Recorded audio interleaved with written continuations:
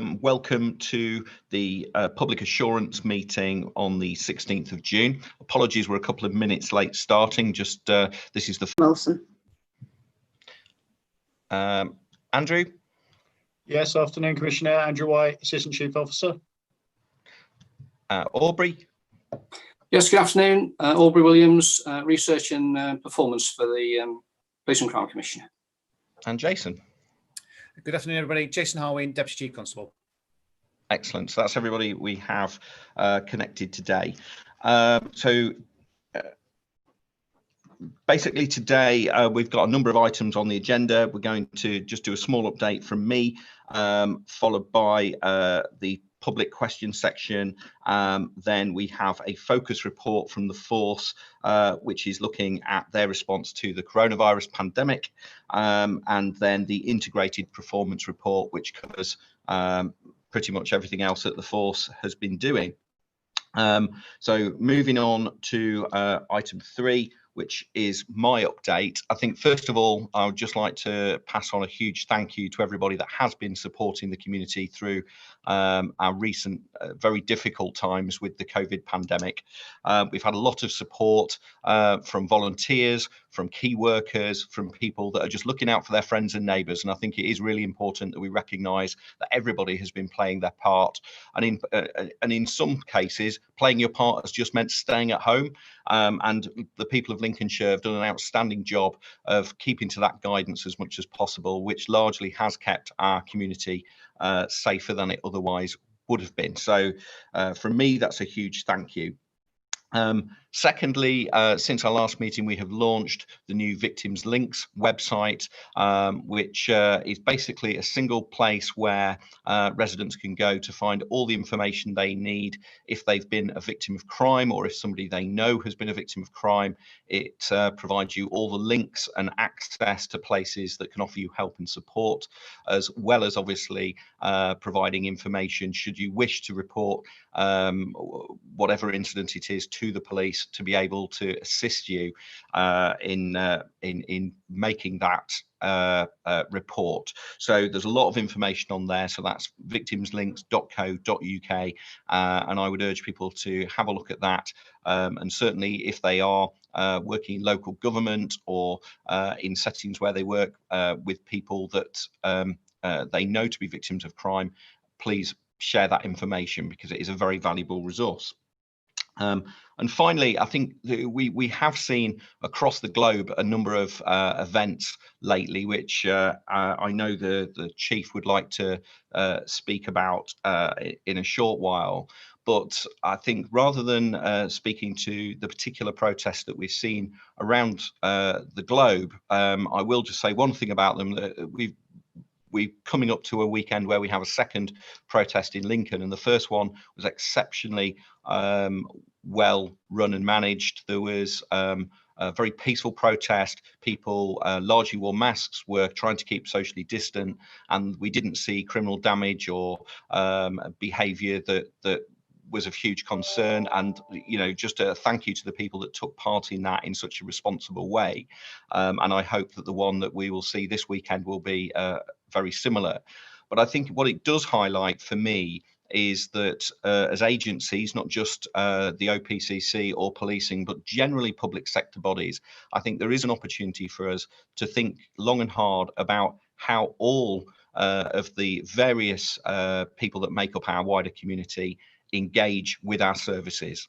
And I think that's something that I would like to take forward and speak to colleagues about who run our districts, our county council, our health sector, and say, can we absolutely be assured, and how will we get that assurance, that we are genuinely listening to all members of our society and our community?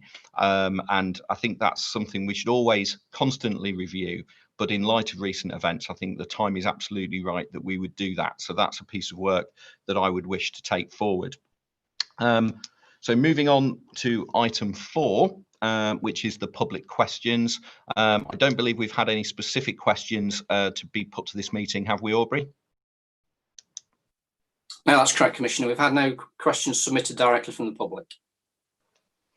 Okay, but what we have had is a body of correspondence that comes through the office, and in particular there have been some concerns raised especially during recent weeks and months around fly tipping, and I thought it would be a good opportunity to raise that, as it is of significant public concern, albeit not a specific public question for the meeting. And I know that the force can address some of this in more detail when we get to the integrated performance report. But fly tipping is something that is of concern to a large number of residents, and equally to agencies who have to deal with it. And predominantly, this tends to be something that's dealt with by district councils at the enforcement end. But it is something that we've been working together to try and pull together all of our resources to actually try and prevent and then trace individuals that commit these crimes in our communities.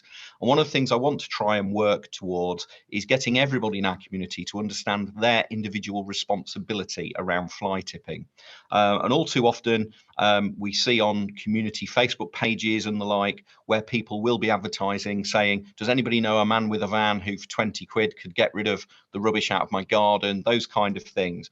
And unwittingly, they're often then paying somebody that's going to dump that material in the countryside or on sort of building sites, those kind of places. And actually, most people do not realise that it is their waste and therefore their responsibility. So actually, if it's traced back to them, that it is them that would be held accountable for that. So I think it is really important that the public understand that message, and that we want to work with them to try and help provide a better system to avoid those kind of crimes happening in the first place. So moving on to the first substantive part of the meeting, which is the force response to COVID pandemic report. So if I can put that over to you, Chief, to introduce your report. Thank you very much, Commissioner. And I certainly will cover the points that you have made in relation to fly tipping and also the protests that we've seen recently. So if I deal first with the Black Lives Matters protests and the anti-racism demonstrations that have taken place right across the world, starting clearly in the United States and then seeing public support right across the globe. We've seen a number of marches, a number of demonstrations take place throughout the country, and some of those high-profile events that have been seen have involved some disturbing scenes of destruction, vandalism, and violence. That is in a very small minority of cases. Across policing, we are clear that in excess of 99% of all of the demonstrations that have taken place have passed off peacefully and have, by and large, observed continuing social distancing guidance from government. That certainly was the case in the demonstration we had just come out for a fortnight ago within the city of Lincoln. The protesters, the demonstrators, were numbered around about 400 to 500, and they were very peaceful and made their points very kind of passionately and clearly. And we would wholeheartedly support that kind of public assembly and that kind of public demonstration as it fitted in with the current government guidance. We have, as you say, one that we are expecting this weekend, but I will pass to ACC Wilson, who may be able to say a little bit more about that. But I certainly agree with your views that we would seek to continue that peaceful level of demonstration that we've seen and not to have any of copycat type violence or destructive behavior as it completely detracts from the central message that people are trying to get across. But Karen, I don't know if you want to say just one or two words about the demonstrations that we've seen and that we expect. Yes, thank you, Chief. We do risk assess all public order events such as protests and assemblies such as this. And the one that we had a couple of weeks ago in Lincoln was assessed as low risk and therefore did not require a policing response. We do have contingencies in place at that time to respond should it be necessary. But we only had myself and another officer, Sergeant Helen Kumar, who actually attended the public order event to see firsthand, to get a feel for how it felt on the ground. And as the chief said, it was largely people abiding as well as they could with the social distancing rules, with masks, with gloves, being very, very pleasant, and thanking the police for everything that they'd done throughout the COVID period. Obviously, the social distancing of 2 meters and gathering in groups of more than 6 was not adhered to. But as we've assessed this, the difficulty is balancing how pragmatic we can approach something like this, and that's the approach that we're taking for this Saturday's march as well, which is to be hosted in Lincoln. The organisers are the same organisers, and they've gone to pains to try and promote the social distancing, the peaceful elements of the protest, and we will work with them. Again, it's been assessed as low risk, but we will have some contingencies in place should that change. One of the things that we have done to ensure that we're as well equipped as we can is have a look right across the county for any particular statues or iconic buildings that may well become a target to people for vandalism. And we're also making sure that we're in touch with the national counter-terrorism cells to make sure that all of our information and intelligence is up to date as we can in case there's any counter protests. But we don't have any of that worry at the moment, but we will keep an eye on that for the next few days. Okay, thank you very much, Karen. So a couple of additional points from myself. First of all, in terms of our outward facing role, we're very conscious that now is a time to be engaging even more strongly with our local communities, particularly our minority communities, which in this county are not simply those of a Black or Asian background, but are also our Eastern European communities and many, many others. So we are certainly at a community level engaging with them and with community leaders at this particular time. And I would certainly support, and the force would support your drive, Commissioner, to have some kind of discussion, some kind of summit or meeting where we look at how we can further work with our communities across the area so that voices are heard. Also very conscious that as an employer, we have a big say, we have a big role to play as role models within the county. We were already embarking upon work that was looking at our internal culture, our unspoken rules within the organisation, and we are now very much focused on ensuring that we are making sure that as an organisation we treat our people as well as possible, with as much respect as possible, and we'll be doing a piece of work to try and progress that over the weeks and months ahead. So just give reassurance to you and to the public that we are not complacent on this issue, and that we will be looking at ourselves very closely in the light of the increased attention to those issues that minority groups have experienced and continue to experience. If I move on now to the report on COVID-19, again, I will ask my colleagues, each of whom have played a significant role in the police response in Lincolnshire to the global pandemic, to talk through their particular area of responsibility and how that has developed in the last 3 to 4 months. It's fair to say that the Local Resilience Forum had been planning for the contingency of a pandemic for a number of years, and that it was tested to the full during the last 4 months, and indeed will continue to be so going ahead. We, as an organisation, started to look at the impact that this might have on us and on our public role in February, when it first started to be reported from the initial outbreak in China and then spreading into Italy and other parts of Europe. And in very close contact with other forces and with the national government, we started to put our contingency planning into place. Here we are, some kind of near 4 months later, and I think it's a useful point to reflect back on some of the things that we have learned and some of the issues that we will face in the months and indeed years ahead.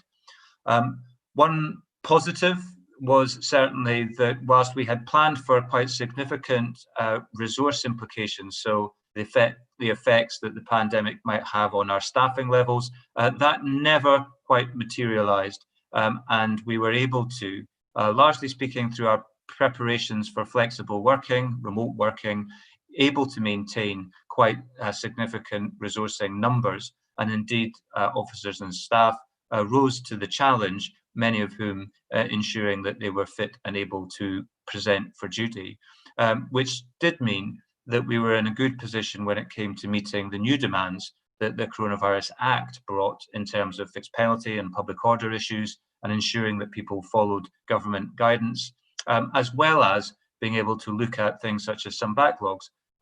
Because as we will see from the report, some of our normal business, the unfortunate incident of crime in the county, reduced by upwards of 30% in particular crime activities, albeit we saw rises in calls for service as a result of the COVID restrictions. But that did mean that our matching of demand to resources was something that we were able to deal with a lot better than our worst case scenario planning had suggested. What I'd say is that under the excellent leadership of the Deputy, of Jason, the partnership work at a county level really came to the fore, and I will leave him to describe the makeup of that and the areas that it focused upon. But it did certainly show Lincolnshire in a very good light in the way that we were able to pull together at a time of national and local crisis. What we've also seen is a very good level of compliance within the county.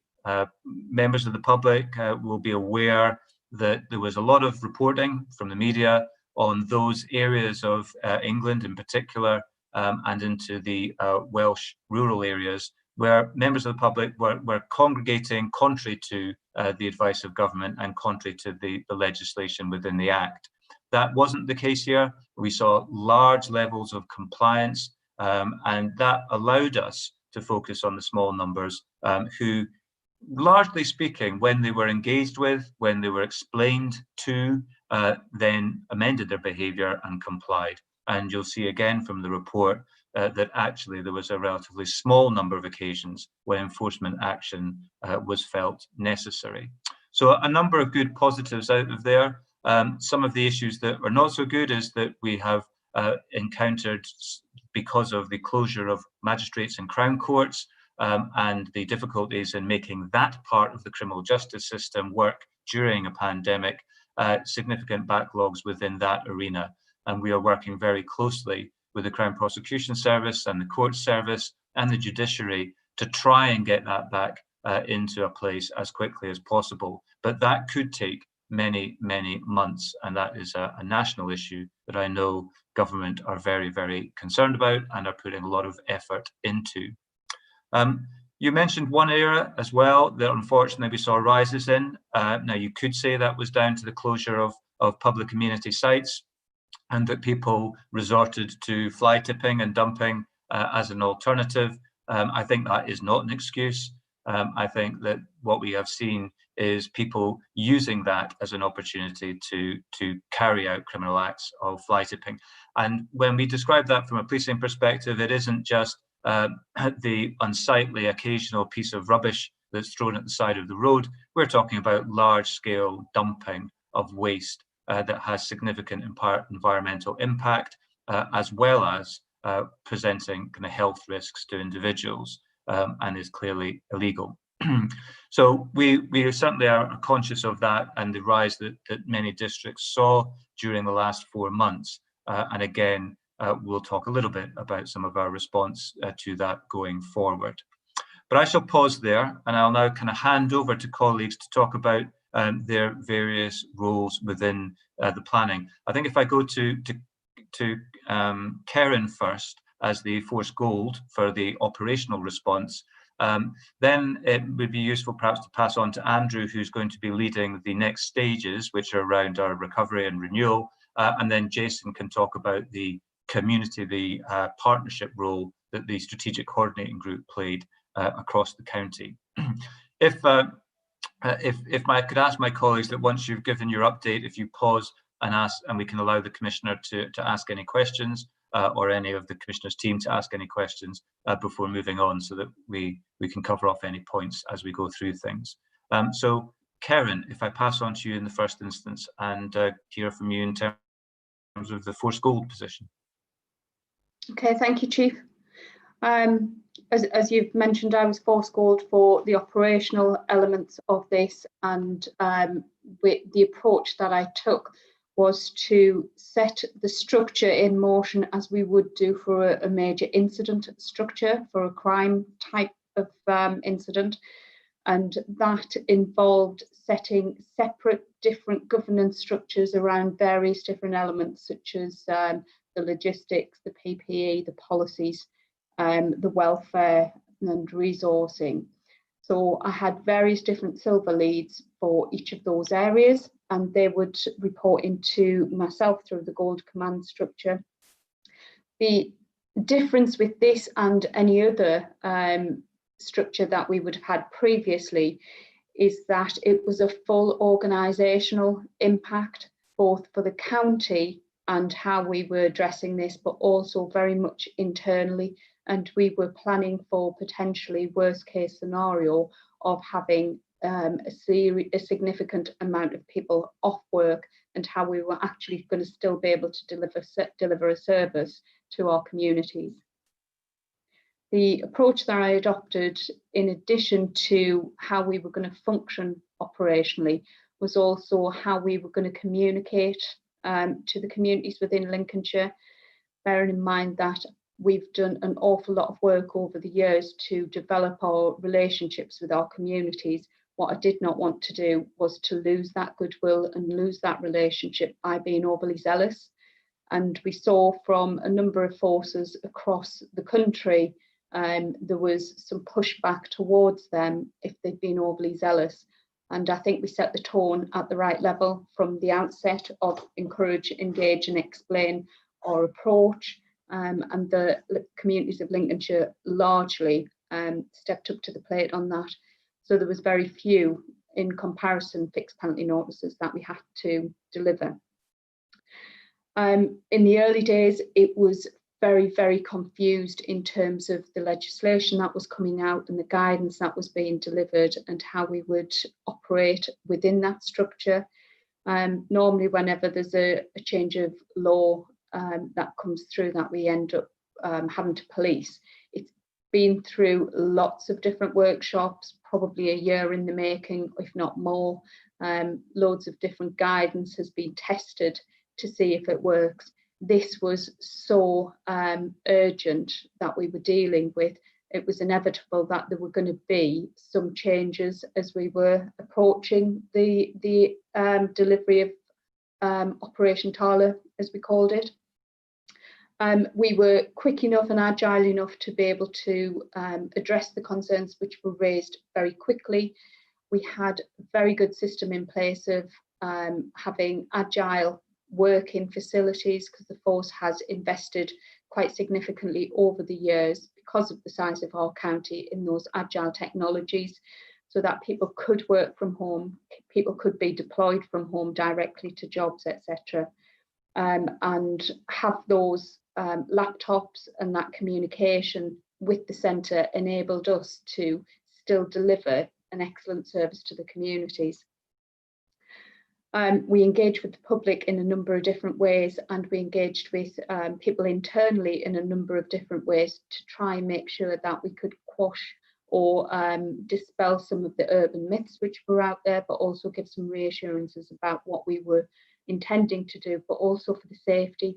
The safety of our colleagues within Lincolnshire Police was absolutely paramount in order to make sure that we could continue to deliver for communities. As we got on top of this and we got into a really good battle rhythm, we saw that crime and incident calls for service were down quite significantly, around about 30% down over that period of time. The traffic on the roads were down around about 50% of normal traffic on the roads. And all of this meant that we were able to actually deliver a much more proactive service in terms of policing our county. So the criminality that was policed in those few weeks was really quite significant. Our officers were still out there and they were targeting organised criminals who were coming in from out of the county, and ensuring that we spotted them, dealt with them effectively. Roads policing approaches to the lifting of certain restrictions, certainly towards Easter and the bank holiday weekends that we had, worked effectively for our communication messages with the communities, working with partners to deflect people from coming to the coast, and by and large that worked, so I was really quite pleased with that. Nighttime economy, shoplifting, things like that have dramatically fallen, which you would be able to see in the crime figures, and it'll be interesting to see how we develop our new ways of working and our new model. But I'll let Andrew come on to that as to how we're going to shape up and deliver and keep all of the good stuff that we've learned from this period of time. One thing I do have to say and give a really big shout out to is our staff. They've worked tirelessly, especially in those early days, and then really focused on delivering the excellent service that they could. And we had a huge amount of response from our special constables who came out and have given over and above what would be expected of them in any normal times of support to policing. So they've delivered an excellent service as well.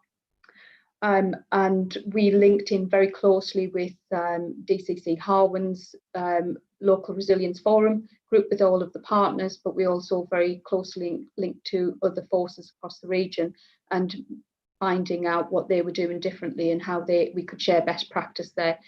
And I have to say, and trying not to be too big-headed about Lincolnshire Police, but blowing the trumpet for the force, is that across the region, I think we did an outstanding job if you compare ourselves to some of the other forces in the region.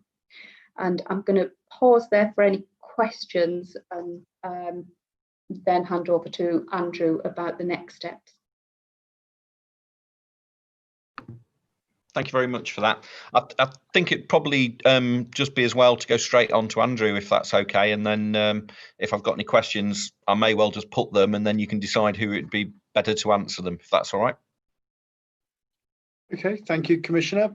So in terms of following up from ACC Wilson's summary, the starting point in terms of our response was very much our ability to be so agile, and the strategy that we used. And I guess the one thing we didn't say, and it wasn't out of churlishness, was it would, very much our strategy, but very much your investment in terms of. I don't think there was another force in the country that had as high a proportion of their workforce fitted out with agile laptops, which enabled overnight for us to have, at one point, in terms of the monitoring that we saw, within the first week, we had 800 people coming into force systems from outside of the force network, and frankly, I was amazed it didn't break. But it worked in terms of that, and it was such an enormous test of that capability. But there'd been a lot of investment funded by yourself in relation to that readiness. I'd like to think that our strategy saw all of this coming, but that would be incorrect to say so. To move on to now, though, our planning for the future, I guess we've got three elements of this. One element has been in play for quite a while, and ACC Wilson's talked about backlog and able to address other areas. So we've got a piece of backlog work, and a lot of administrative tasks have been actioned. We've got a workload system, and we are checking now through all of our commands in terms of what we might call niche tasks and other tasks in terms of housekeeping, largely, but important elements of work. And we've seen massive inroads into that over the period of time, largely because we were able to utilize a lot of our officers that were working from home and could clear those. And that remains that remains part of our focus moving forward. As the Chief mentioned, though, when we look at recovery, we've identified probably 3 key areas where we feel that we need to make some recovery because of what COVID has brought to us. The first one is probably been the least impacted, but with fleet, there has been issues with the purchasing of vehicles during this period of time, and the National Police Fleet Framework has been delayed by at least 2 months, if not longer. We had been intending to purchase quite a large number of vehicles during this year, and at the moment that remains uncertain. What we have done is we found some other routes to purchase vehicles rather than that national framework, which has mitigated some of that impact. But we have had to manage some vehicles in service for longer than we would have normally.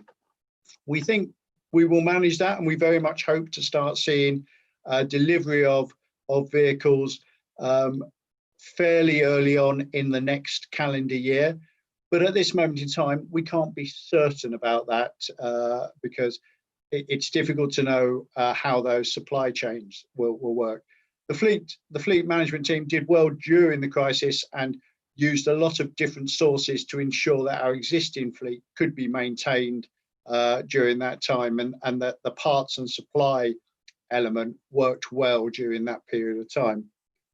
The second element has been our learning and development. As ACC Wilson said, we did actually halt all learning and development at the beginning of this crisis, largely because it was difficult to deliver, but also we felt we needed to protect the frontline resource. As we became clearer that we were managing that frontline resource, we started to rebuild learning and development. But generally, the nature of learning and development is that putting people into classrooms or for officer safety training, putting people in mocked up confrontational situations and the like, there's clearly a big impact under social distancing and the arrangements that we have to do. So the force has been setting some priorities about where it wishes to see its training focus, and our learning and development department are now reworking planning so that we can manage that going forward. The Chief has agreed some increased accreditation in key areas such as officer safety training and other areas which allow people to remain, as we call it, in ticket, following an appropriate risk assessment that we believe that the people are, that our workforce are still appropriately skilled to deploy and demonstrate the skills that they learn within that training scenario. The third area of recovery is undoubtedly criminal justice, and this is the one, as the Chief said, we expect to run for many months, if not into years in potential. And what we are doing is we're working through the key activities that we either can own and influence totally, and there's not that many of those within the criminal justice process, or where we need to mitigate the impact of delays in the criminal justice system. And that usually is either delays in the capacity of the Crown Prosecution Service to process, or the court system in magistrates and Crown courts to process elements. And so our focus in the latter is very much on how we maintain care of witnesses and victims during that period. And obviously your own victim care team are also part of that support, as the really unfortunate aspect of between incident and the trial, if that's a process that's got to be gone through, is going to lengthen during this period of time. So that planning is being actioned in some small areas, but we will have an overall plan which we hope to be able to present back to the force and to yourself in the not too distant future. So those are the three elements of what we're calling recovery. But we also wish to focus on what we've called renewal as well. And we have 4 areas in renewal. And renewal put simply, is how we'd like to take forward the things that we've learnt and experienced during Operation Tala and embed them permanently within the force operations. And the 4 areas are, firstly, agile working. We've talked about agile working, and I guess whilst we've been very well set up in our kit, laptops and MDTs, what we've realized is, in fact, when you suddenly start having hundreds of people working from home, we've got very little policy and practice around what you need to take to care for those people, to ensure that they can work safely in that environment. And in terms of it was fine that people were told on a Monday morning, don't come into work today, and they could still work. But there are all a range of issues that, if we wanted to make that a permanent feature of anyone's role, there are a range of terms and conditions of service issues and other areas that we'll wish to work through. So it's a large piece of work, but we're just managing and scoping that through. The second one is our use of technology, because we found this more and more as people have started to return to work. For example, the situation we're all in now, everybody is in, 9 of us on the screen in front of me, and we're all in 9 separate places. We have very little ability through our video conferencing, though, to allow 2 or 3 people to be in the same space. And what we found as one of our benefits has been that officers that work and live distances, particularly from headquarters, have not been travelling distances, wasting time in their working day travelling over for meetings where they could effectively attend that meeting in a virtual sense. But we wanted that virtual attendance to be as good as being in the room. And so we're working on and scoping up what our options are around some of those new ways of working that are developed by that, and particularly the introduction of Office 365, where we've been approved as an accelerated force on the Office 365, the National Enabling Programme.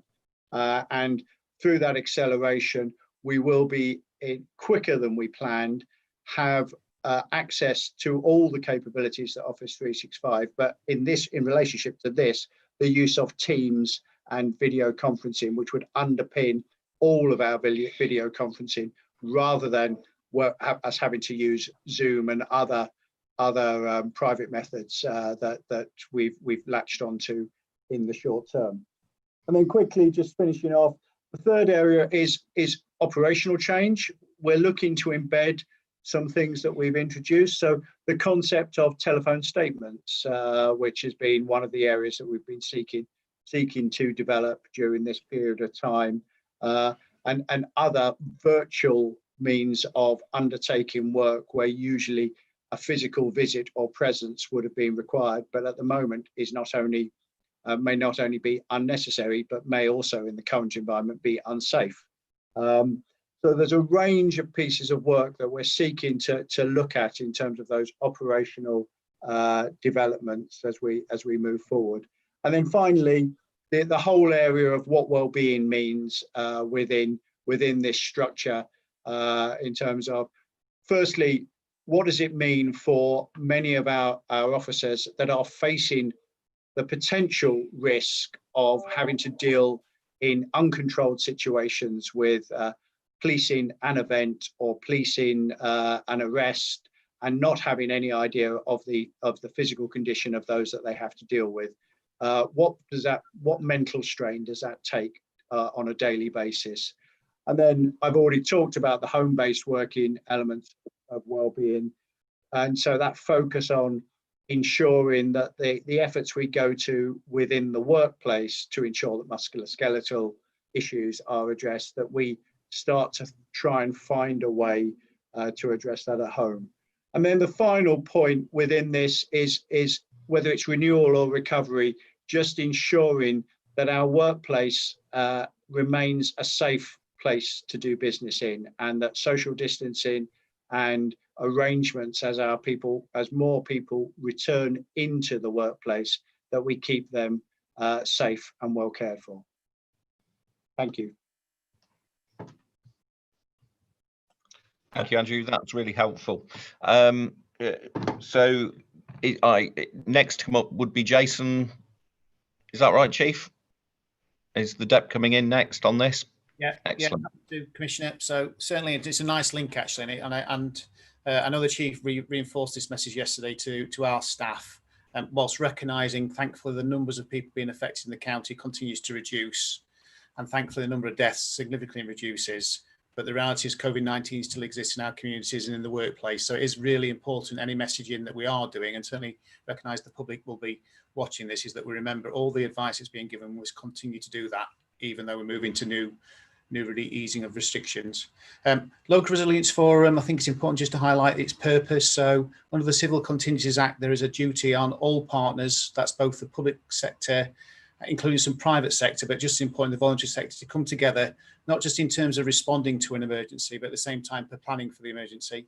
The Chief touched on it very well. Actually, the pandemic flu scenario has been discussed in the county for a length of time. And again, only 18 months ago, well, a bit longer than that now, taking account of longer than this, but nearly just under 2 years ago, there was an exercise run to try and understand the impact have on the county as well. What has certainly been an issue for the response to this issue has been the scale and the scope. And certainly in terms of the role of the Local Resilience Forum has been very different to what traditionally would be a Local Resilience Forum responsibility in a county, particularly around its connecting to, not just in terms of the partnership, but just as importantly to government, both local and just as important to national government as well, in terms of how we work together. Again, very much like the force response, there was an early activation of the Local Resilience Forum in a precursory piece where actually, again, led by public health, to start working through some of the preventative measures and messaging that we could do in terms of preparation for unlikely consequences of what we're seeing occurring outside the UK.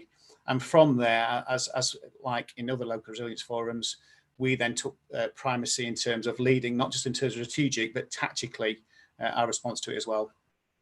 I think it's important to recognise at the moment we have got a very good relationship between the Local Resilience Forum prior to this taking place anyway. So that's testimony to the hard work that's been done across the county in the partnership, but just importantly recognising that this was different and it did a different response outside what we'd normally do, particularly when we know we're well rehearsed in terms of flooding. And this time last year was obviously looking at Wain Fleet and all the issues that was creating for us as well. There has been some challenges without question. Challenges in terms of the fact it was a county-wide response, the fact it had to link into national infrastructure as well, created some tensions initially of understanding roles and responsibilities. Communications, and I know we picked up in our report, communications from the Local Resilience Forum wasn't as quick as it needed to be, but that again, through the passion and commitment through the partnership, we got to where we need to get to as quickly as we possibly could. But just as importantly, some of the learning that was taking place was we were sharing that nationally very, very early. And again, importantly, that national learning was being shared with other counties and importantly across the region as well. Where we are at the moment certainly is we're in that transition. So we're in a position where thankfully the numbers are coming down. We're seeing the impact of the easing of the restrictions. So we're now in, whilst there's still some responsibility, we're now moving into the recovery phase, which again is really important because that means the work continues from the Local Resilience Forum, but just importantly brings in the wider scope of politicians and the wider leadership across the county, with the county and obviously the district councils. The challenge for all of us still remains in terms of our planning. So we are in a position where we've got resources still dedicated to the Local Resilience Forum to continue to respond where we need to, but recognising as we moved in recovery, there could well be a position where we have to go back into response if we see a significant outbreaks. To give you the assurance, Commissioner, I know you're obviously well briefed in terms of the recovery phase and your roles and responsibility, but in terms of the force preparedness for going back into outbreak, again, lots of conversations to understand firstly, if there is an outbreak somewhere, whether it be in a setting or geographically, there is work taking place through the Local Resilience Forum to understand the impact on the county, but just as importantly for the force as well. And again, certainly from our position at the moment, we are in a good state, again, supported by the Ministry of Health and Local Government in terms of our positioning in terms of preparedness, and just importantly, the conversations around oversight for outbreaks and the role of making sure we influence the conversation with leaders is in place as well. So still work in progress, massive learning for the county, but ultimately massive learning for the country as well.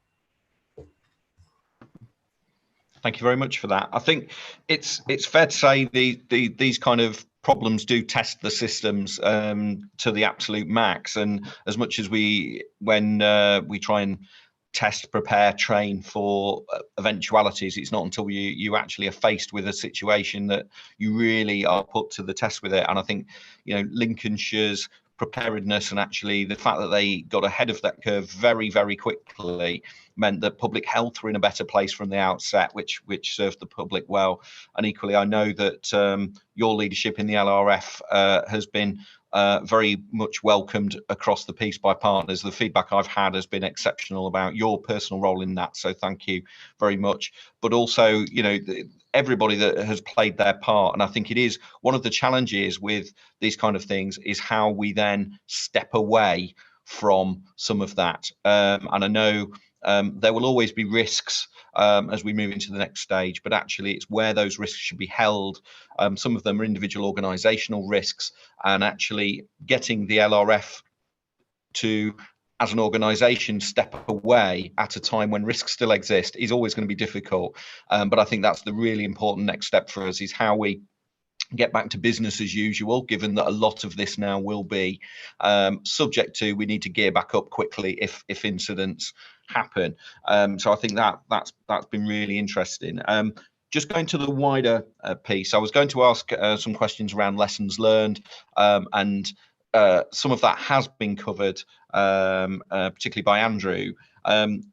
But in particular, I'd be interested in just any further thoughts around how we might capture, how the force will capture those positives that have come out of it. So we don't go back to business as usual as was, but actually move forward. And so a little bit around that. The other area which the police and crime panel were particularly interested in, understandably, on Friday when I addressed them, was around domestic abuse. We've seen a lot of information nationally about helplines, the national helplines in particular being around 50% increase in calls to them. So just a little bit of information around what the Lincolnshire picture looked like around that and what the response has been here would be very helpful.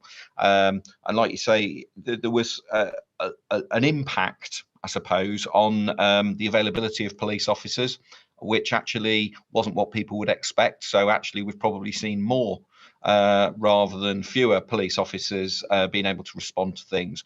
And maybe something about how we might capture some of the lessons about maximising that. So as we go into the next stage and things like training programs get put back into place and everything else, we obviously need to mitigate the reduction to the front line as we play catch up with that. So I'm not sure who's going to capture any and all of that, but I'll leave that with you as a team to respond to. Okay, I think we'll all have various elements that we would wish to contribute towards that, Commissioner. I suppose if I begin by just saying some of the things which are happening at a national level to try and capture some of the lessons learned, things that are being described as those issues that we may wish to adopt in their entirety, things that we agree were good to introduce and should remain. Things which were good but need a little bit of change to make them wholly work, so things that we'd adapt and keep are also being considered and captured. And then those things that we don't want to do anymore, they were good in the crisis, but we feel there might be a better way to do them in the future, are areas where we are looking to, I suppose, as Andrew has described it, sort of renew, where we'd want to move forward with something different, albeit the crisis response has managed to kind of bridge a gap. So the National Police Chiefs Council are doing some work through their national structure to capture the lessons learned. So there is a piece of work ongoing which forces, ourselves included, are contributing towards. And I'm aware that HMIC FRS, so the inspection body, they are also looking to do a piece of retrospective work to ask forces to identify those areas, as I've described, that would fall into the category of lessons learned. I'm also aware that additionally, there'll be through the LRF work, through the network that government have as a coordinating structure, that the strategic coordinating group and LRF will be doing their own capture of lessons learned across the partnership work, which will again feed back into the government departments as to what could be done better or differently in future crises to manage them, and what would be done in the same way because they worked. So there are certainly a number of different avenues by which we will be able to contribute. And I'd say that we've done so already. We were the only force, I'd have to say, in the country to respond to a request for ideas around criminal justice impact. And suggestions came from right across the force structure in relation to things like changes to the alcohol licensing laws in the short term, particularly as we're looking at the reopening of the hospitality sector and the public house sector on the 4th of July, to what could we do to help smooth the transition from almost abstinence over 4 months to a large evening and nighttime economy in one day. So we've certainly been very vocal in providing that kind of feedback on a national stage. What we're doing in terms of local work, well, I'll allow both Karen and Andrew to talk about the handover between the response phase to the recovery and renewal phase, which they've already kind of alluded to. And then Jason might say a few words about the partnership kind of lessons that are being captured. But I don't know, Karen, if you want to talk about that handover so that we can reassure the Commissioner and the public on lessons learned. Yeah, I'll cover the domestic abuse stuff as well, just to give a flavour of our approach there. And you'll see that on the wider integrated performance report, the figures around domestic abuse.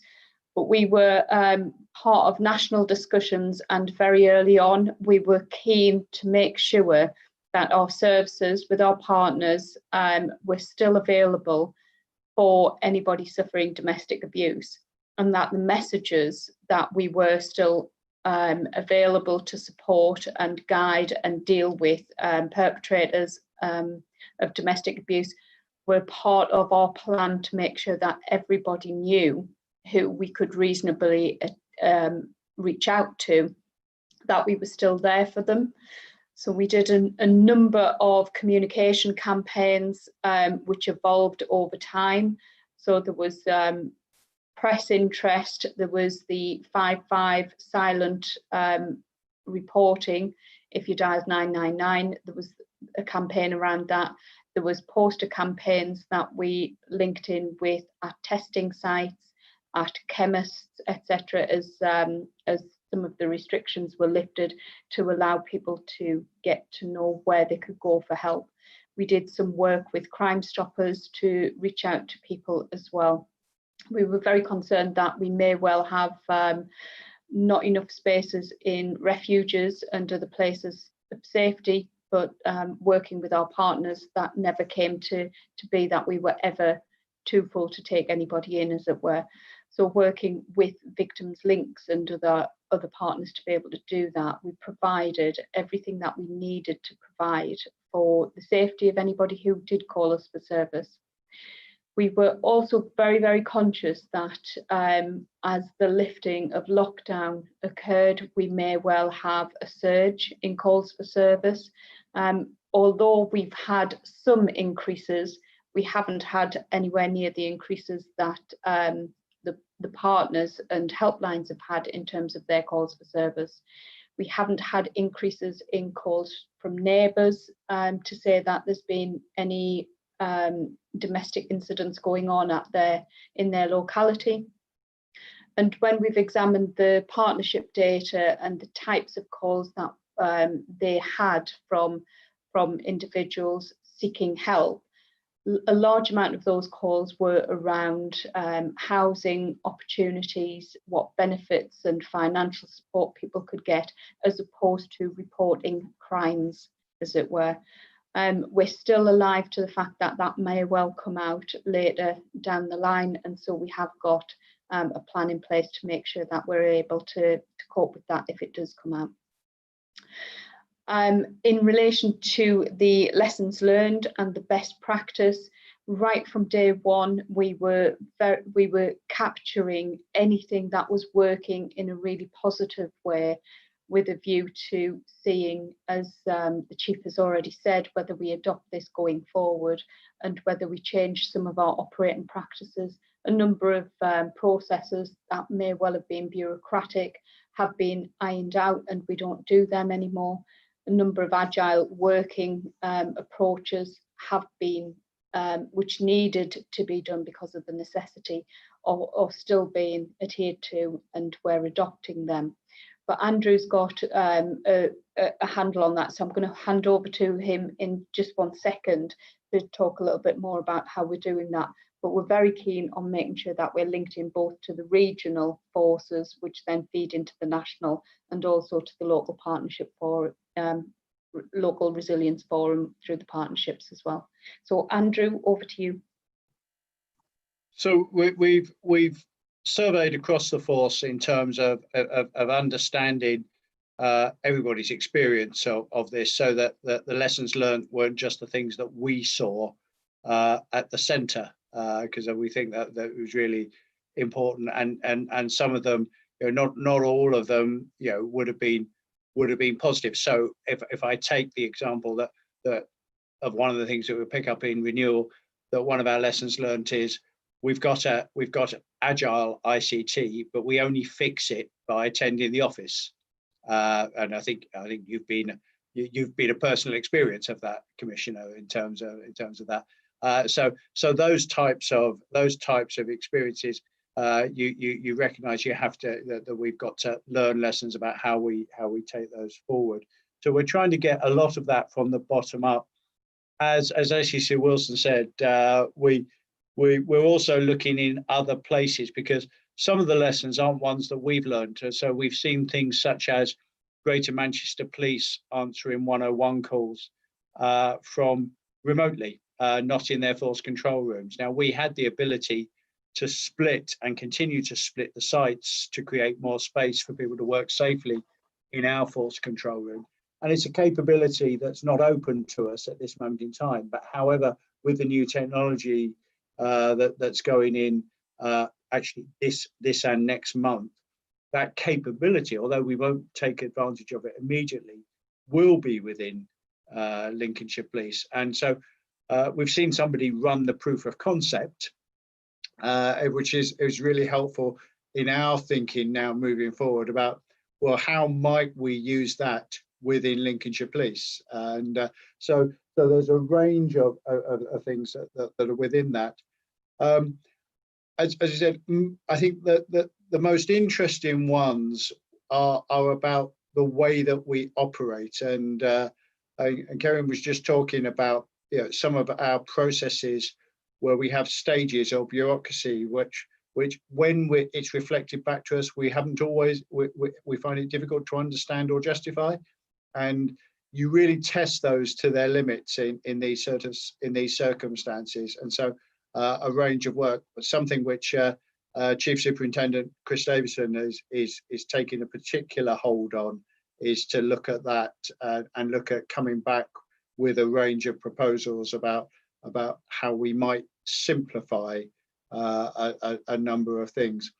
And then finally, I think, without going into too much detail, because it's a security aspect, but we've also found that we lock down a number of things in the name of security, but that creates access difficulties, which really gets highlighted when you start doing agile working.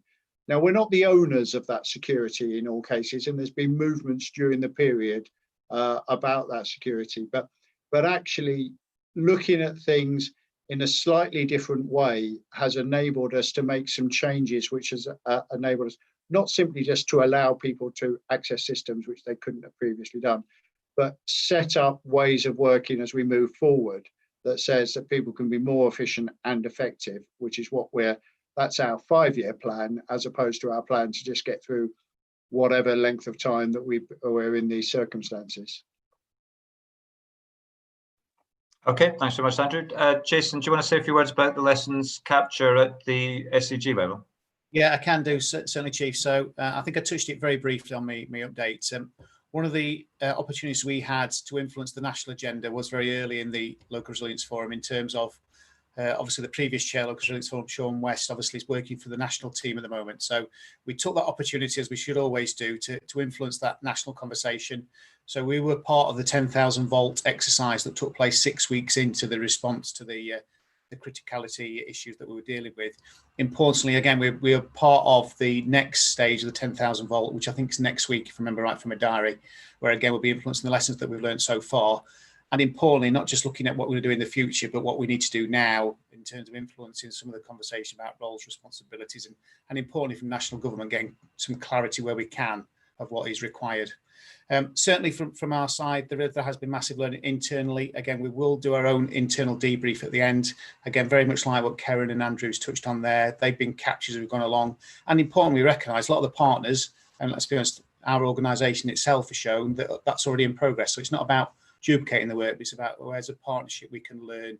And importantly, if we do get anything else, whether that be a flood, whether it be a response to other civic emergency, then actually we know what we're going to do differently. And again, there's massive learning around that as well.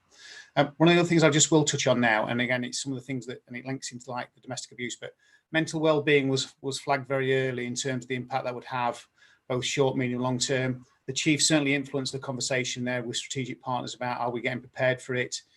Through the Local Resilience Forum, again, we've obviously worked with the chief executive from the trust to make sure we understand the plans. And as anticipated, unfortunately, we are seeing increased numbers of calls coming, not just into the police service, but the wider partnership around mental wellbeing. Importantly, that's been picked up. There's critical care meetings last week with the relevant partners to understand what our response is now. But just importantly, through the Local Resilience Forum, and particularly around the recovery, we're making sure there's plans, not just for the next few weeks, but the next few months, and in reality, the next couple of years in terms of capability capacity to deal with what is likely to be an increase in mental wellbeing cases to us as well. Okay, thanks very much, Jason, Karen and Andrew. Just a final word on this point from me, Commissioner, I'll pass back to you. I suppose we learned a number of kind of global things as well. One is that this is a really good county, that people pull together when times are tough, and that there was lots of willingness to get involved and to rise to what was an unprecedented kind of challenge. You'll see from the report, we estimate that what we've spent so far that's directly related to the pandemic response is around about 600,000. Roughly half of that is in things. Most of it says personal hygiene. Let me remind everyone that's not about just keeping us clean. That is about the things such as hand sanitizers and personal protective equipment such as masks. And there's an example of a hand sanitizer. Thank you, Andrew. Roughly about half, say about 300,000 on those kind of equipment issues, and about a half, about 300,000 on extra resources on people, paying for people to come out on overtime, paying for people to be part of external structures and the internal major incident room. But what we've learned is that as demand reduced in our kind of core areas of criminal business, that allowed us, with our resource levels staying refreshingly good, to actually do the kind of policing that we want to do in the county. And one thing that we will be impressing upon government as a result of this is that if Lincolnshire could get the resources it really deserves and needs, then we will be able to provide a level of policing that the public here should really have. And that I think is an abiding lesson from the overall response that we've had to COVID-19.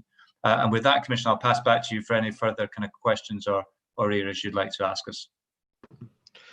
No, I think you make a very good point at the end there. And I think that was the only other thing I was going to pick up, is that it was really good to see the proactivity from Lincolnshire Police in actually tackling crime, given we'd got the COVID situation that was being managed, monitored, everything else, that actually it enabled you to actually really sort of bear down on people wanting to commit crime in the community. So that was really welcome, and obviously understanding what we can do to continue some of that very good work, given the challenges we'll have as calls for service creep back to their normal level now, and obviously, you know, the leave has to happen, training has to happen, all of those things have to come back into play.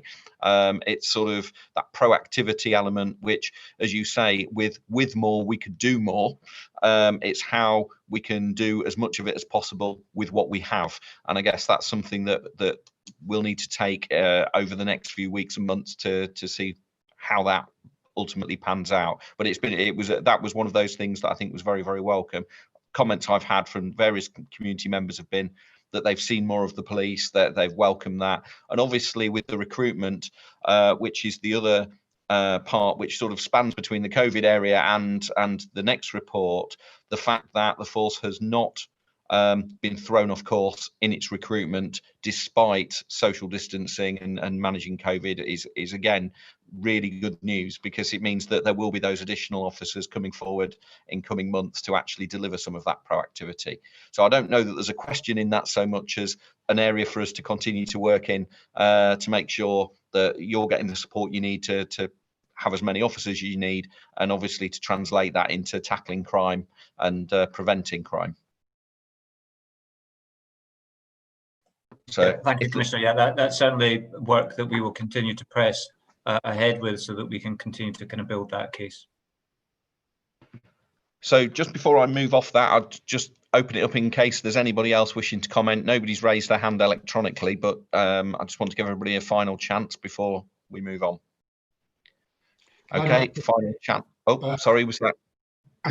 Raising it figuratively. I just wanted to make an observation and an expression of gratitude, really, because one of the issues about a crisis on this scale that affects the organisation as well as operational policing is that it moves very quickly.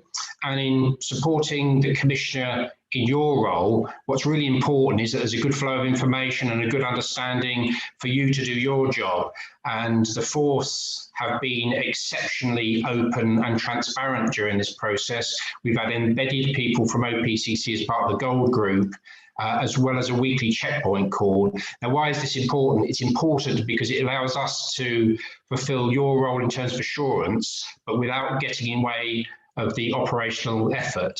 And that's a really difficult balance to achieve. Some forces struggle with that. We've had a really good go at this because the command team have been very open to our involvement. And I feel it's worked very well in terms of understanding what's going on, keeping you informed, but also exercising your role as Commissioner. So thank you. Thank you, Malcolm, and thank you for raising that, because it absolutely is the case that the force have been very supportive and helpful all the way through, which has aided me being able to give that public assurance. Moving on to the next item 6, the integrated performance report. There's two elements to this, really. At a previous meeting, we had a bit of a close look about roads policing, road safety, and one of the key commitments that we've made on the back of the council tax pledges was around working to make the road network more hostile to criminals. And there's a piece of work that was committed to be done that has now come forward around the roads policing plan. So it seemed appropriate to sort of bring that back to this meeting, given that we discussed it at this meeting previously. Just for clarity, all new force plans don't have to come through this meeting and won't come through this meeting, but this particular one, it seemed appropriate given that we brought it here before. So over to you, Chief, regarding your integrated performance report. Thank you very much, Commissioner. As you say, there's a specific item which we may as well deal with up front, Karen. I think if we go to the roads policing aspects and between you may and other colleagues may wish to add to it, we can deal with that first, and then I'll talk to various aspects of the integrated report. I won't go through it all. Clearly, any questions I will stop and address, but I'll make sure I reference the pages that I'm particularly focusing on as we go through them. But what we have in the performance pack is the roads policing plan on a page, which identifies a number of different activities and interventions. And I just wondered, Karen, whether you just wanted to say a few words about the production of that and how you see that being implemented going forward. Yes, thank you, Chief. The documents, and I do apologise that they were late coming to you. We just needed to top and tail them before we got them sent through to you in preparation for this meeting. As you'll see from the documents, the vision that we have is to have a road network that is the safest in the UK for all road users. And we do have quite a significant amount of killed and seriously injured incidents which occur on our roads, but we also have roads which are being used by criminality, certainly from cross-border, etc. So we wanted to bring together the elements of making the roads as safe as we could, making them hostile environments for criminality as well. And the 4 objectives that we have there are reducing killed and seriously injured on our roads, having the safest roads in the UK, hostile environment for criminals, and reducing the risk to and from younger and older road users. And the reason I picked them out specifically is that younger and older road users, when we do the analysis, are very much at the outliers of the number of people who are killed or seriously injured on the roads. So we're doing a number of things to try and educate and engage with that particular group. So if you have a look at the plan on the page, you've got the objectives across the top and the enablers which are down below that, which include education, engagement, engineering and enforcement. And those 4 E's are very well known in the roads policing world, working in partnership with the local road safety partnership and our regional colleagues with other forces to ensure that we get the best learning and the best input into those 4 particular areas. That is going to be implemented, it's already implemented through the roads policing teams at the moment, but we are going to roll that out further across all of our neighbourhood policing teams and other operational teams that we have. Safer Roads team, which are made up predominantly of special constables, and also the Community Speed Watch, which are volunteers within the communities. So bringing all of those individuals together to have one plan, so we've got one vision working together going forward. All of the governance around that will be reported through the head of that department into force, through myself, through the Force Threat and Risk department, and that also feeds then into the Chief's Distinctively Lincolnshire plan, and we will then report on that, on the progress of that report through the various channels to PCC as well. And happy to take any questions. Okay, thank you very much, Karen. And it's really good to see that kind of integrated 4E plan sort of presented in kind of one place. Commissioner, I don't know whether you want at this point to pick up any kind of points or questions in relation to the road safety activity. Yeah, I mean, firstly, just to welcome this. I think it's a really good document because it's clear, it's concise, it's deliverable. I think it's ambitious. The aim to have the safest roads in the UK, when arguably we've probably got amongst the most unsafe road network when you look at the figures, I think is ambitious, but there's nothing wrong with ambition when it comes to wanting to sort of save life and protect the public. So, I very much welcome that. I suppose the key question for me is about the other partners in this space. We've obviously got the Road Safety Partnership. We've got the County Council who are responsible for the engineering aspect. We've obviously got core partners around district councils, health, others involved. So whether it's around eyesight or whatever the different elements are, I would hope that there's going to be that engagement with all of those partners for them to understand what your aims and ambitions are, and equally to make sure that we're all sort of working to a single vision, because there's obviously already a strategy in place for the Road Safety Partnership, and other partners will have their policies and procedures, and we don't want it to jar with those. We obviously want to make sure it all joins up seamlessly and delivers on the ambition. Yes, if I can just give you that assurance that this is cognizant of all of those other partners that you've mentioned there and their plans, so that we're not at odds with anybody and we are working towards the same vision and goals. Okay, thank you, Karen, and thank you, Commissioner. So I'll go on to the Integrated Performance Report itself. And we've kind of already sort of preceded some of this with the fact that we've been in extraordinary circumstances during the last 4 months. And that means that quite a lot of the data, which is shown as rolling 12-month periods, and you look at the graphs, you see quite radical kind of changes in them. So there is a period of time, both in the here and now and for kind of several months ahead, arguably for the next year, where drawing comparisons is going to be reasonably difficult. But we will do our best. And certainly when it comes to kind of trends and areas of particular concern, then we will, as I say, do our best to highlight them and either explain or certainly talk about the various interventions. So overall crime rates, some of the issues which are in relation to contact offending, so robbery and violence against the person in public spaces, evening and nighttime economy, all of those have shown significant reductions over the kind of 3 to 4 month period. And we will, as more people go back into the public domain and have more contact, undoubtedly see those start to unfortunately kind of rise. The first area I really wanted to highlight was in relation to some of the activity that we've managed to maintain during this period, in particular around drugs interventions. There was some long-term work that's been ongoing around drug intervention and our enforcement activity. And if I draw your attention to page 7, there's a little bit of narrative there in relation to our work with the East Midlands Regional Unit, but also the proactivity which we've taken within the county. And I was just going to invite ACC Wilson just to say a couple of words about the activity that we've done in the last 3 months in relation to our drug enforcement and then some of the rehabilitation, and then ask the Deputy just to say a couple of words from his perspective as one of the national leads around drug enforcement and drug education. So Karen, just want to say a couple of words about what we've been doing in that arena. Yeah, yes, sir.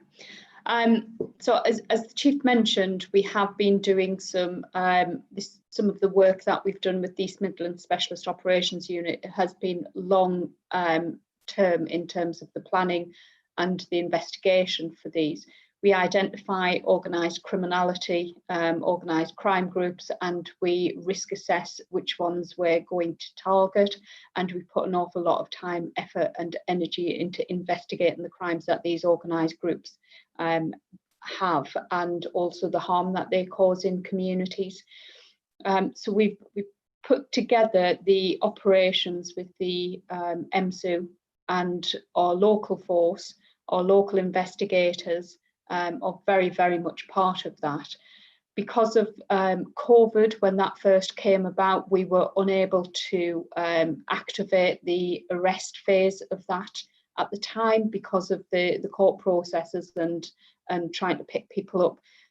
But as soon as we were able to, and the courts and the custody systems would allow us to operate more effectively, then we brought these serious criminals into custody, and they were charged and the majority of them remanded before courts. And I have been updated that a number of them have also pleaded guilty. So we'll not have to go for witness trials, which will support having the justice outcomes that we need for these individuals sooner rather than later, given the pressures on the criminal justice system at the minute. We've had a number of other operations right across the county which have not involved East Midlands Special Operations Unit as well. And we've had proactive patrols. But one of the things that we have found is that during the initial stages of COVID, when the roads were very quiet and people out on the streets were few and far between, those who were up to no good were easily identifiable, and our officers took the appropriate challenge to those individuals and were able to secure them. So we've had people that have come in from out of the county that we didn't know about, we didn't have the intelligence on, but because of their proactive patrols, we were able to identify them. We've had a number of cannabis farms across the whole of the county which have been identified through this period of time as well, and we're doing a piece of work to try and understand what the wider impact of cannabis farms across the whole county has been, which I'm happy to share with the Commissioner once we've got that work done. And then the number of arrests that have been made, the significant amount of drugs that have been seized, property that's been seized, weapons that have been seized, and cash that's been seized has been quite phenomenal.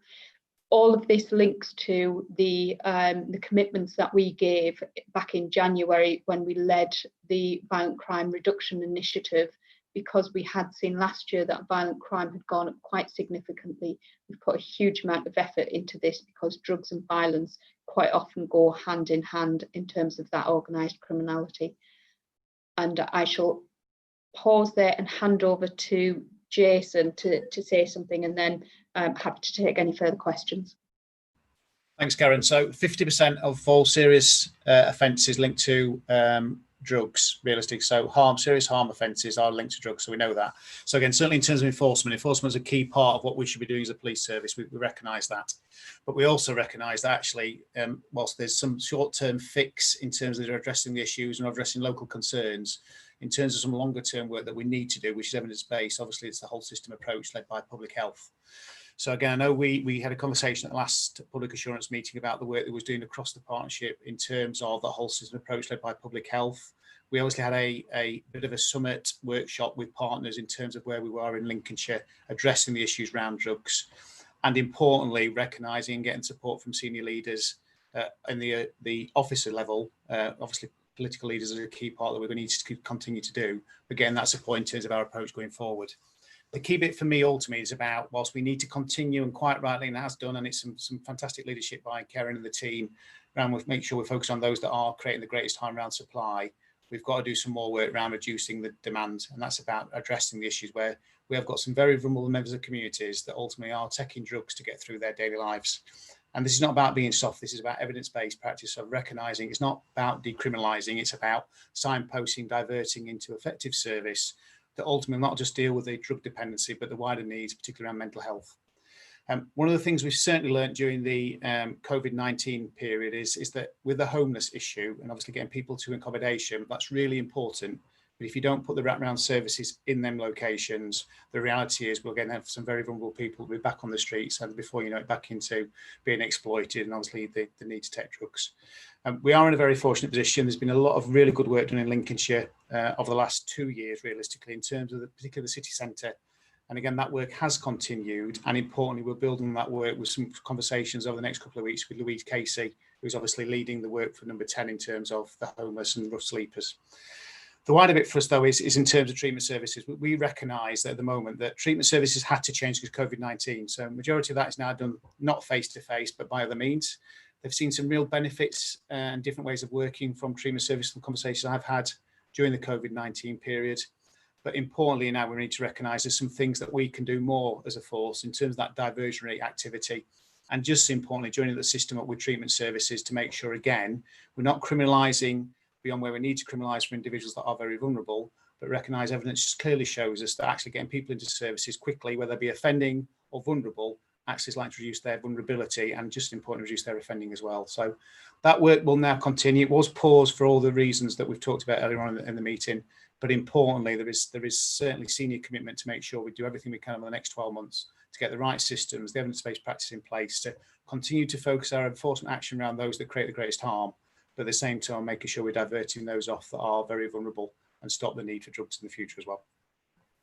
Okay, thank you very much, Deputy and ACC Wilson.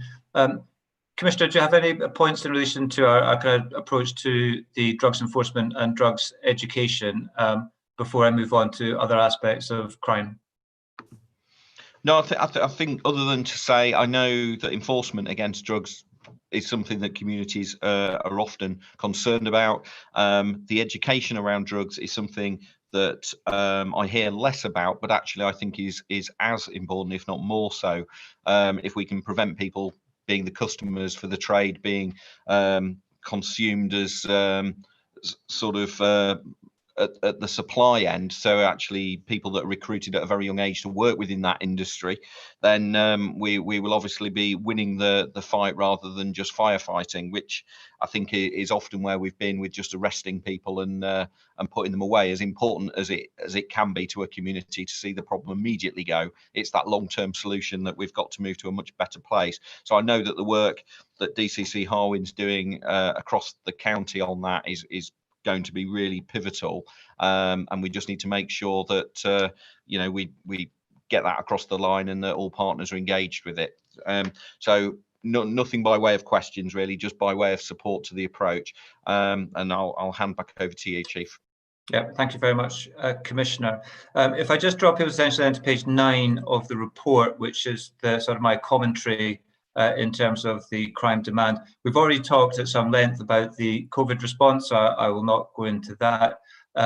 Clearly, we make reference to the fact that we had a re-inspection in CDI just before the COVID-19 started to come into effect. And I'm very pleased to say that on behalf of the efforts of the kind of whole force response, we are able to achieve a good overall grading, which was a significant improvement, and also that the leadership in this area, and I don't say that that was mine, I think that's the leadership of many of the people who sit within our management teams and within the areas where crime is being recorded, was outstanding. So a really good endorsement of the response that the force took once we realised that the improvement was absolutely needed, and ultimately providing a benefit to victims and witnesses across the county area.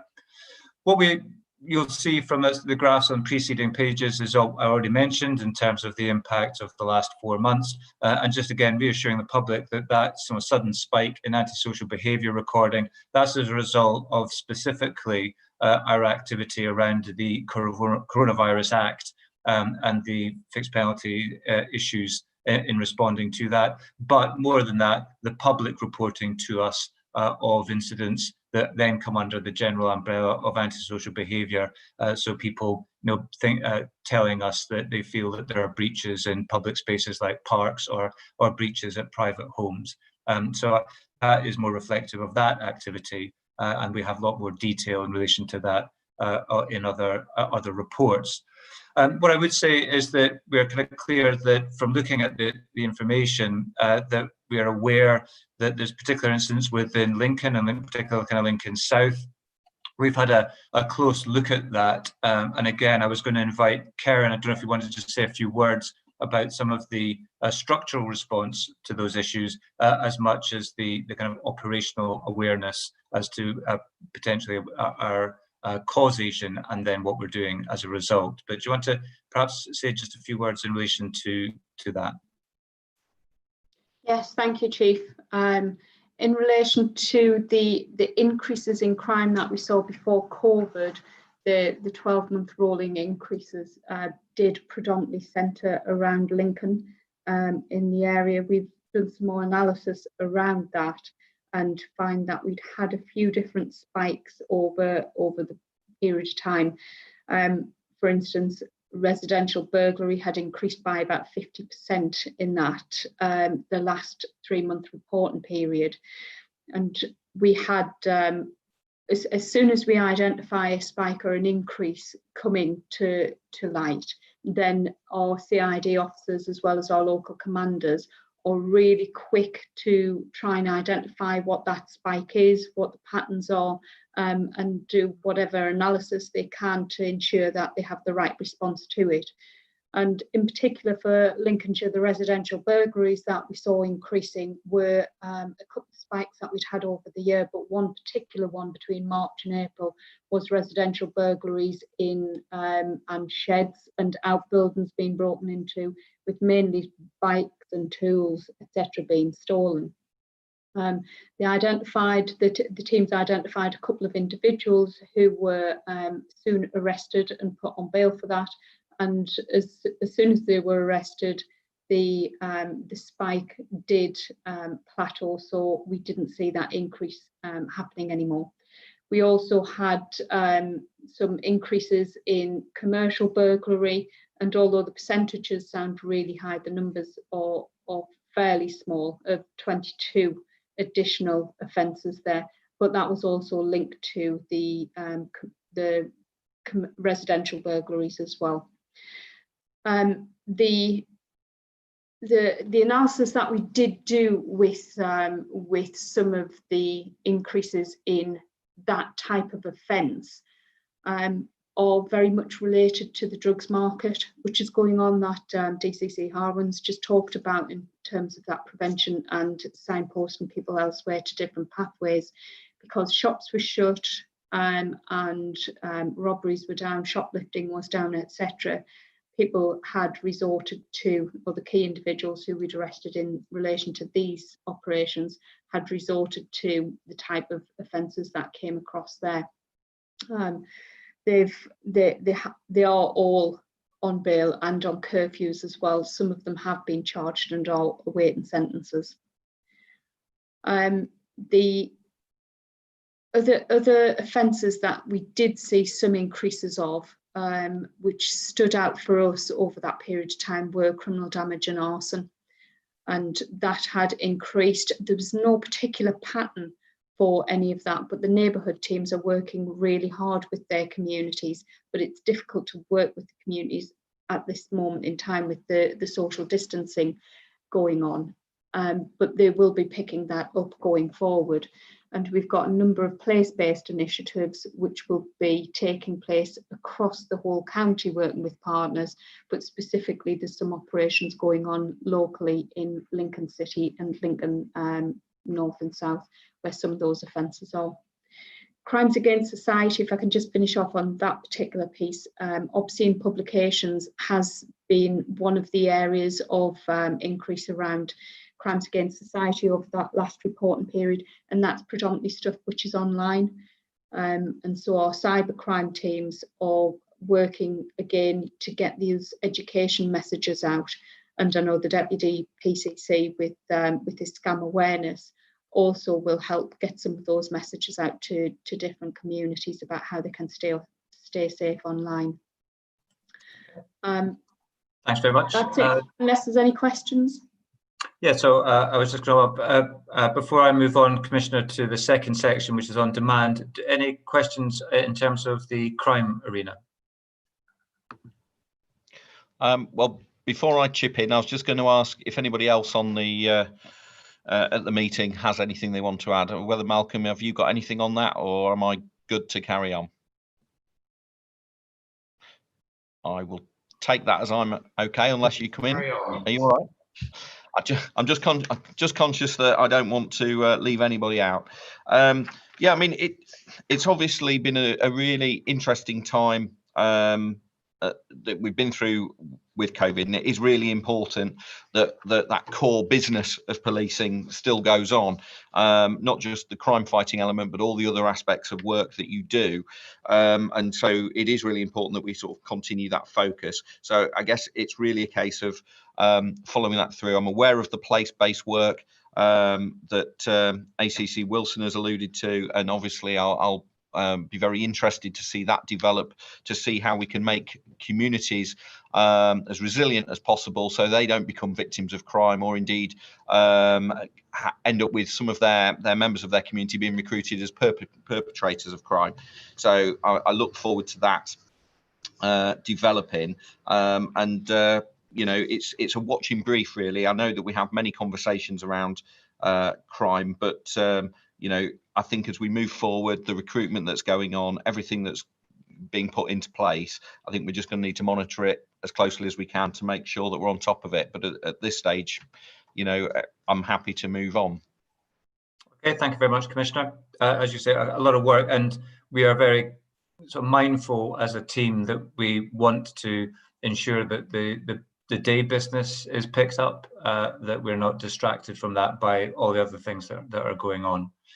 I'm going to move on to the second section, which is around demand, and I'll sort of draw your attention to page 12, which is the commentary in relation to this section. And I'll invite ACL White in just a second to say a bit about how the control room has been managing and coping over the last kind of 4 months.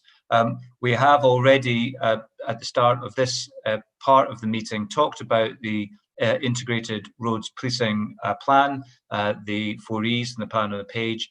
So I don't intend to go through the data there. It speaks for itself, and we are very resolute in our demands that we are going to ensure that we reduce the number of killed and seriously injured on our roads, working as much as we can with others to do so. But Andrew, if you just want to kind of say a bit about what the control room has been doing to manage things over the last 4 months and the picture going forward. Yes, thank you, Chief.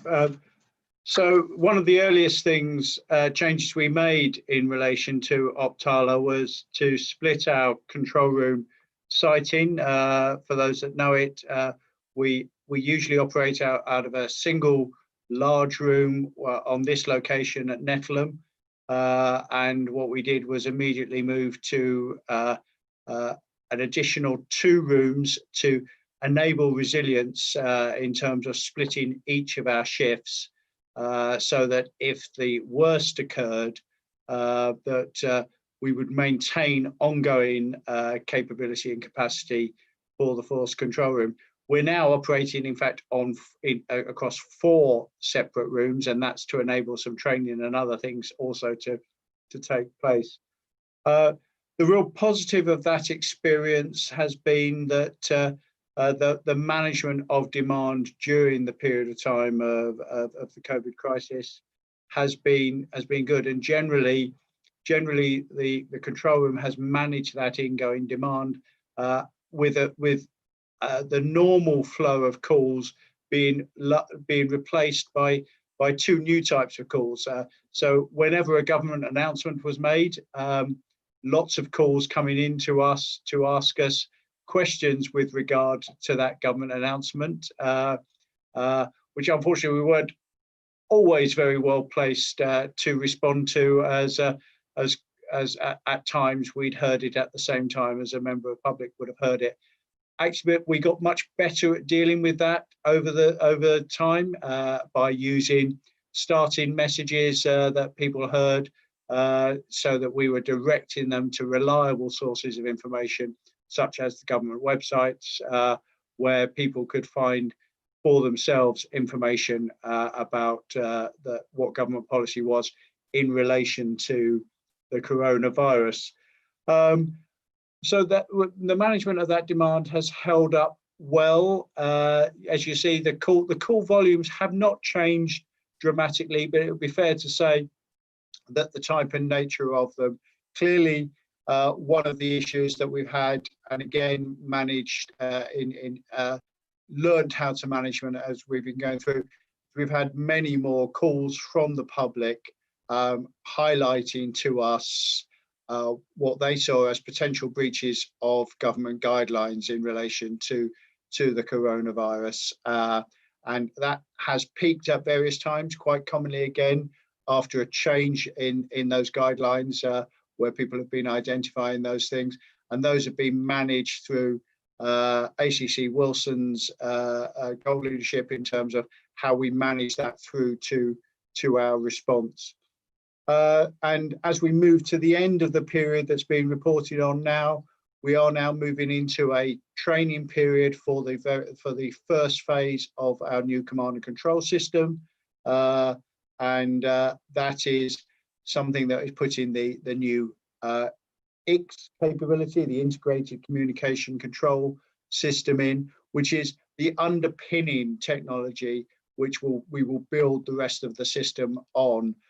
It will immediately make the system structurally more reliable than it currently is, but it is that base on which a number of things are being built in.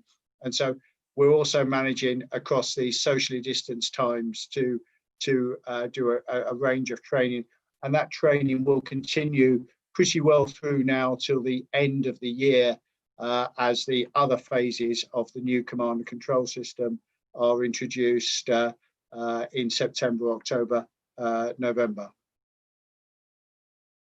Okay, thank you very much, Andrew. And I suppose the effects of the last 4 months. First of all, it was a really timely piece of work to split the control room up, because it showed that the technology that we felt was able to do that. So if we were having a major incident, then the idea that we'd be able to work out of essentially any location was one that we had in theory but not tested. And so along came the actual need to do it. And what we've shown is that not only was it possible, but it's been able to be managed in that way to kind of great effect. And certainly when we look at response times and call handling times, they're the kind of things that we aspire to kind of maintain as we start to see the nature of our calls change.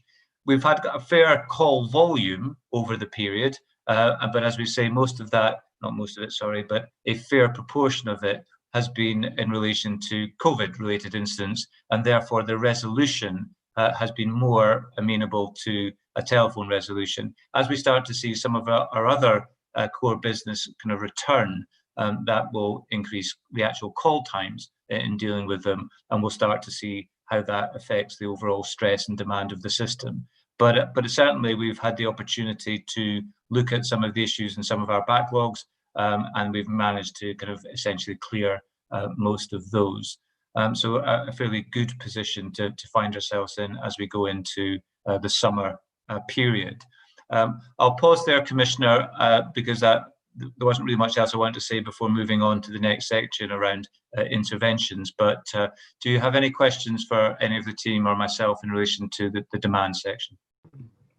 Yeah, just again to say how impressive it was really the way that the planning and execution of the change around the control room, the splitting of that team, the fact that that kept going, it added that resilience for the public and for the service, which I think is not an easy thing to achieve, but it seemed like it went very smoothly. And you know, that I think is something that again is good to know that it can be done in anger, not just in theory. I suppose the bits that are always interesting to me are around call handling time. So how long it takes to physically get through to the police is something that's something that the public are obviously very concerned about. But also, once you have got through, how long does it take for somebody to turn up, if indeed it's deemed appropriate for somebody to come out? And I'm always conflicted by all of these, because I think it's not just about how quick you answer the phone, it's what you do with the call when they're through. And equally, if it takes a little bit longer for somebody to get to you, but they're exceptionally effective and deal with your issue when they arrive, rather than having to, you know, arrive and go away and come back again later, then again, that arguably is a better level of service. So I appreciate these things are always a blunt instrument rather than the whole truth of the matter. But actually, when we're looking at the call handling times, I think there often is a misconception that it takes longer than it does, really, to get through. Not so much the emergency 999s, which consistently in Lincolnshire have been very, very good, and something that we obviously want to maintain. But actually, the 101 response time, which you know, when we look at that, 48.5% of calls answered within 30 seconds. You know, is something that most people would say, are you sure that's right? Are you sure that you're not quoting something wrong? 83% of 101 calls answered within 3 minutes in April 2020, as opposed to 52% in July of 2019. So, you know, those are good in that sense of, you know, the picture is being maintained. People are working hard to answer the call quickly. I think what we need to at some point do is have that wider conversation with the public about the quality of service versus the speed of service at the front end, to make sure that what we're actually delivering is the service people need and expect, rather than what traditionally maybe we've assessed it on. Because I'm very conscious that the way we're recording this is what we have. The way I challenge you on it is what we have, but I think we need to be more sophisticated as we move forward into actual quality of service being captured in some of this data, so that we can talk about that in the round. So rather than saying, how quick did you attend something, it's, well, okay, we want to get there quickly, but what did we do with it when we arrived? I'm not quite sure what the answer to that is yet, but I hope you'd sort of agree that that would be a better, more progressive way of looking at things. Yeah, I'm sure that we all agree, kind of, Commissioner, and I think that's a really kind of relevant piece of work to be embarked upon. Invite the kind of deputy just to say a couple of words. Yeah, just linked into that point, Commissioner. Obviously, one of the change programs we've got working in it is the contact management transformation program. So whilst recognising the command and control as a fundamental change, positive change for the force, how we deal with the demand coming into the service is really, really important at the same time. So, and it goes back to your point, it's about the right resource, dealing with the right demand at the right time, isn't it? So whether that be within the control room, because it can resolve appropriately in the needs of the member of the public, but also importantly, when it goes out the control room, it's going to the right resource, so that first point of contact as well, to stop the need to repeat what's happened to that individual, whether it be a victim of crime, a witness to what's happened of a crime, etc., etc. So it's certainly at the heart of what we're trying to do going forward, and it's again part of the work that obviously ACO White's leading at this stage as well.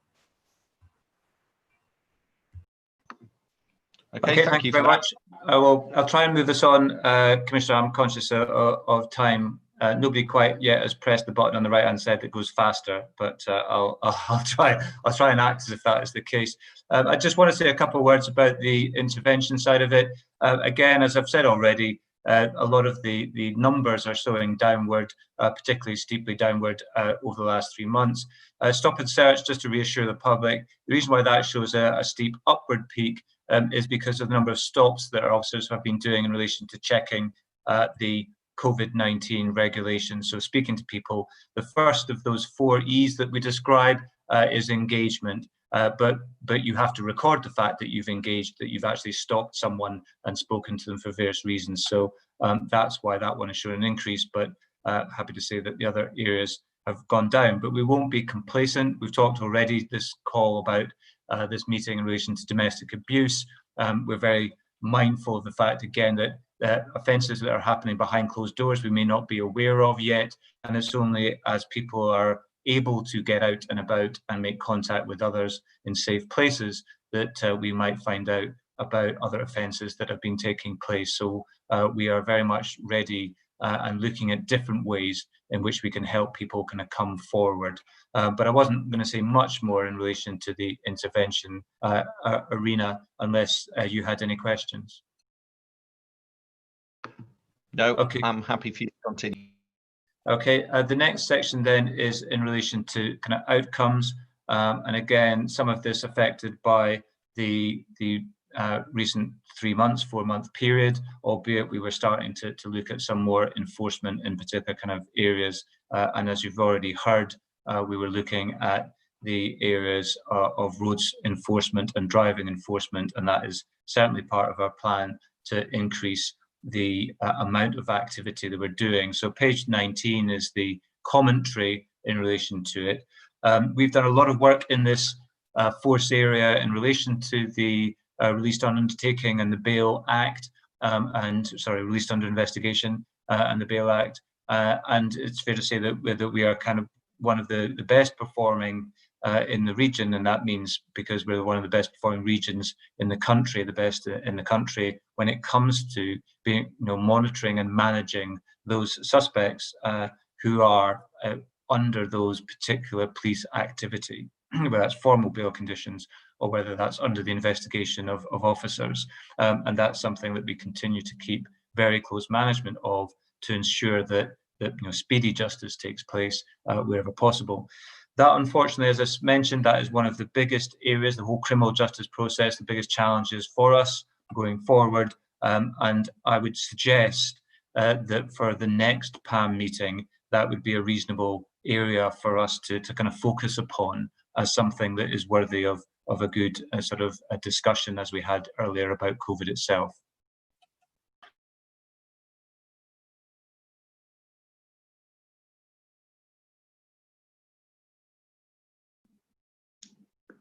Chief, you've gone on to mute.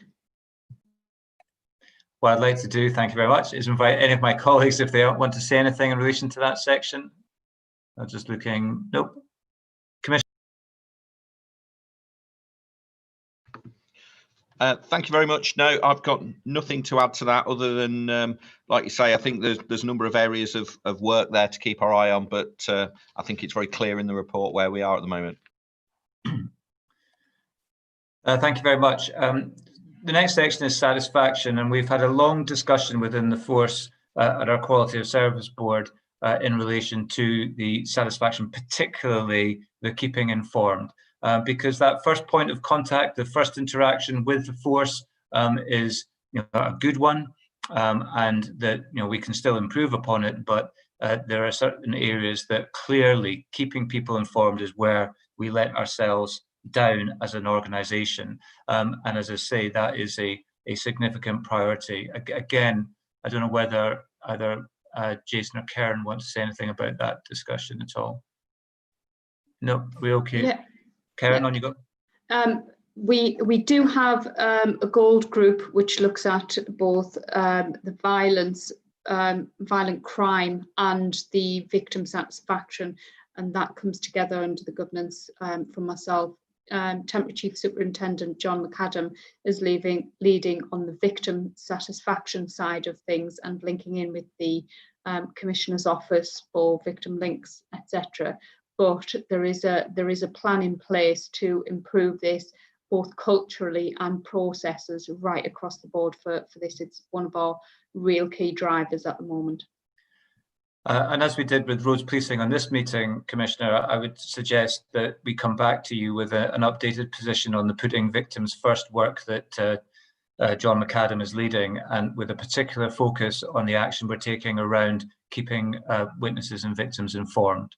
I think that's something that we should do for you. Yeah, I'd very much welcome that, and you've sort of beaten me to it. The area of satisfaction is one I think we do need to look at a little bit closer and understand the work that's going on to try and improve that. It's obviously something that's really important. I think as well, it's sort of the other side of that same coin is how content, for want of a better word, the people are within the organisation. We know that surveys will be coming up shortly, again from the Police Federation nationally, around its members and everything else. And obviously we know that people that are happy, content, feeling supported, etc. within the workplace will deliver a better quality of service, which ultimately leads to public satisfaction. So I think seeing that in the round, to say, well, what can be done to both improve the satisfaction from the victims' witnesses and sort of the people report using the service point of view, but also I do think there's that flip side of that for the internal, which I know is an area of concern for you as well. Okay, thank you, Commissioner. So we will certainly take that as an action from this meeting to come back in 3 months' time in relation to an update. So the final area was around resourcing, which is essentially a kind of good news story. The availability of resources over the last 4 months has been much higher than, as I say, planned for or expected. We've seen availability being very high, sickness being very low, and hopefully that will continue. As ACO White has said, we're very conscious of the fact that we want to keep our workplace as safe as possible, so we'll be endeavouring to see that return to more occupation of police premises in as measured and as a safer way as we can, so that we reduce the transmission of infection and keep the workforce as healthy as possible. And we'll be looking to reactivate many of the wellbeing programmes that were paused at the start of COVID-19, so that we are providing as much support to people as possible. Also, we've managed to continue with our recruitment with flexibility on the part of the trainers and the ability, again, a bit like the control room, splitting the intake across 2 sites, 2 rooms, so that we were able to do that in as safe a way as possible. And we continue to be on track through the course of this financial year, March of next year. So still very kind of positive, but we are going to keep a weather eye on government's position when it comes to kind of funding and what they may be saying in terms of the medium-term picture for our funding. But I'll pause there and take any kind of questions on that or any other aspect of the report. Okay, thank you very much. As we touched on, there's obviously a good plan around recruitment, and it is really good news that COVID hasn't sort of thrown that off. And in particular, it's that mix between making sure that we've got the officer numbers, but also the specials as well. And I know that there's other areas as well, whether they're police staff, etc., that we need to maintain the levels of to deliver the service. So that's really good news. And I know that we're working together, obviously, to look at a much sort of bigger plan about making sure that the future is bright for the training of the organisation, which is something we'll discuss at later meetings, I'm sure. But overall, I think it's an area of business that's on track. There's a clear plan. It's good news that we're increasing the number of officers overall, and I think we just got to keep our eye on it, make sure it keeps on that same trajectory that it's on currently. I think you're right. We do need to be mindful that at the moment, government is obviously spending significant sums of money to keep society moving, and there's no sign as yet. Nobody has said that the 20,000 is at risk, but nevertheless, we obviously need to make sure that the funding comes through so that we can continue the recruitment. So I'm sure you will do that through your channels, and I'll do that through mine, and we'll continue to push. Okay, thank you, Commissioner. That concludes my report. Okay, well, just see if anybody else has got any comments before I sort of conclude that. I've just got one at the risk of sounding too cheerful today, because I missed it as it went through. Firearms licensing, excellent table, we understand the data, and 100% processing in the time against demand that's going up quite steeply as we start to hit that peak. I meant to point it out as you went through and I wasn't quick enough, but I just think, given the effort we put into that, given the history of this, to see those numbers at 100% with higher demand going through, we're meeting our targets, I think is just fantastic. See, I'm cheerful after all. Yeah, thank you, Mark. Thank you. No, thank you for that, Malcolm. And you're absolutely right. That is an area of significant investment and focus over a period of time. And it's good that, given the peaks and troughs of that service, it's very, very difficult to maintain when you hit the peaks. And that certainly seems to be holding, which is great. So on that, that is the last piece of business for this meeting. So I'm going to put Aubrey on the spot and ask him for the date of the next meeting. The next PAM is scheduled for the 24th of August. Okay, so the 24th of August, our next meeting of this meeting. Whether it will be a video meeting like it is now, whether it'll be in person, time will tell. But with that, thank you everybody for attending, and that concludes today's meeting. Thank you very much.